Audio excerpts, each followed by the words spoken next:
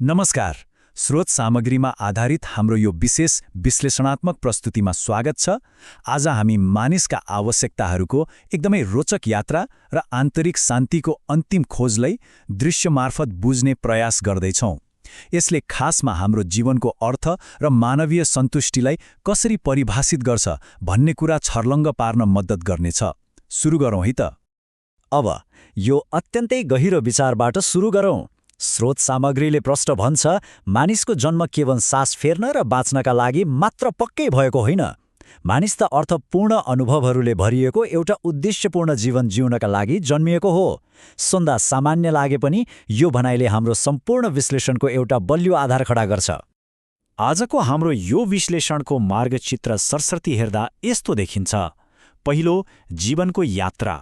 त्यसपछि आधारभूत आवश्यकता र सुरक्षा।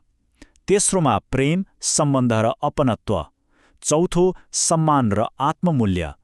पाँचौं, स्थायी खुसीको भ्रम। र अन्त्यमा जीवनको वास्तविक उद्देश्य। त्यसो भए पहिलो खण्डबाट अगाडि बढौँ, जीवनको यात्रा। स्रोतले यहाँ एउटा एकदमै महत्त्वपूर्ण कुरामा जोड दिएको छ। मानिसको जीवन भनेको आवश्यकता, चाहना, सम्बन्ध, सङ्घर्ष र सपनाहरूको एउटा निरन्तर अनुभव हो। विचार गरौँ त, यी कुराहरू अलग अलग टापु जस्ता पक्कै होइनन्, बरु एक आपसमा नराम्ररी जिलिएका छन्। र यिनै जिलिएका अनुभवहरूले नै हाम्रो जीवनलाई यति गहिरो र अर्थपूर्ण बनाउँछन्। साँच्चै भन्नुपर्दा सङ्घर्ष बिनाको जीवन त एकदमै खल्लो हुन्थ्यो होला, होइन र? अब जाउँ दोस्रो खण्डतिर, आधारभूत आवश्यकता र सुरक्षा। हेर्नुहोस् है, ठूला र अमूर्त लक्ष्यहरू प्राप्त गर्नुअघि एउटा बलियो भौतिक जग कति आवश्यक पर्छ भन्ने कुरा यहाँ देखाइएको छ। पहिलो चरणमा हावा, पानी र खाना जस्ता हाम्रो अस्तित्व टिकाउने कुराहरू आउँछन्। त्यो पूरा भएपछि मात्र स्वास्थ्य र मानसिक शान्तिको कुरा आउँछ, अनि बल्ल स्थिरता र अन्त्यमा एउटा डररहित वातावरण।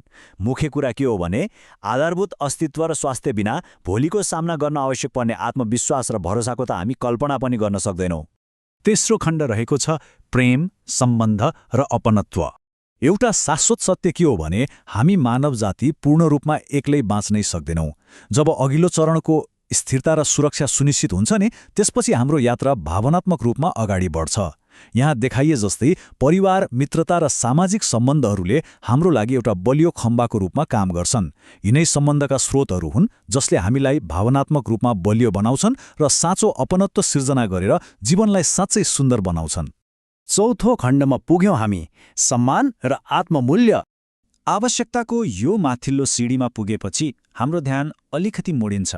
अब हामी सामूहिक सम्बन्धबाट अलिकति माथि उठेर आफ्नो व्यक्तिगत क्षमता प्रमाणित गर्न खोज्छौँ, अरूबाट सम्मान प्राप्त गर्न चाहन्छौँ र आफ्ना व्यक्तिगत सपनाहरूलाई एकदमै सक्रिय रूपमा पछ्याउन थाल्छौँ। भनौँ न, यो भनेको भिडमा आफ्नो छुट्टै पहिचान स्थापित गर्ने समय हो। यहाँनिर विचार गर्नुपर्ने एकदमै गहिरो कुरा छ है। स्रोतका अनुसार आत्मसन्तुष्टि भनेको बाहिरी ताली वा प्रशंसा पाउनु मात्रै पटक्कै होइन। व्यक्तिगत लक्ष्य प्राप्त गर्ने यो लामो यात्राबाट हामीले जुन भित्री अनुभव र परिपक्वता हासिल गर्छौँ नि, त्यसलाई नै साँचो आत्मसन्तुष्टि मानिएको छ। यो एकदमै अर्थपूर्ण कुरा हो। अब पालो पाँचौं खण्डको, स्थायी खुसीको भ्रम। अघिका ती सबै चरणहरू पार गरे पनि 100% र सधैँभरिका लागि सन्तुष्ट हुन प्राय असम्भव नै हुन्छ। किनभने मानव चाहनाहरूको कहिल्यै अन्त्य हुँदैन। हामी एउटा लक्ष्यमा पुग्छौँ, ठ्याक्कै त्यही बेला अर्को चाहना जन्मिहाल्छ। यो एउटा निरन्तर चलिरहने चक्र हो जुन कहिल्यै रोकिँदैन। अब यो स्पष्ट भिन्नतालाई हेरौँ। एकातिर भौतिक लोभ र अरूसँगको तुलनाले हामीलाई सधैँ असन्तुष्टिको खाडलमा धकेलिरहन्छ। तर अर्कोतिर साँचो खुसी भनेको पूर्ण रूपमा हाम्रो आन्तरिक मनको शान्ति र सकारात्मक सोचमा मात्र निर्भर हुन्छ।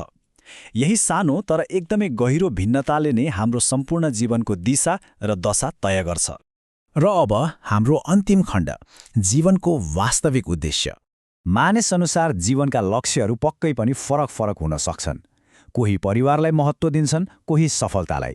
तर यी सबै तहगत चरणहरू र जीवनभरका सङ्घर्षहरूको अन्तिम लक्ष्यलाई स्रोतले यी चारवटा गहिरो स्तम्भहरूमा संक्षेपीकरण गरेको छ। असल मानिस बन्ने, अरूलाई सहयोग गर्ने, व्यक्तिगत क्षमताको विकास गर्ने र एउटा अर्थपूर्ण जीवन जिउने। कुरा यति नै हो। यो चार्टले एउटा गजबको कुरा प्रष्ट पार्छ। समग्रमा भन्नुपर्दा एउटा पूर्ण र सफल जीवन भनेको कुनै एउटा मात्र कुराको पछाडि कुद्नु होइन, यो त स्वास्थ्य, सुरक्षा, प्रेम, सम्मान र आत्मिक शान्ति यी सबै कुराहरूलाई सँगसँगै मिलाएर लैजाने एउटा निरन्तर र सक्रिय सन्तुलन हो।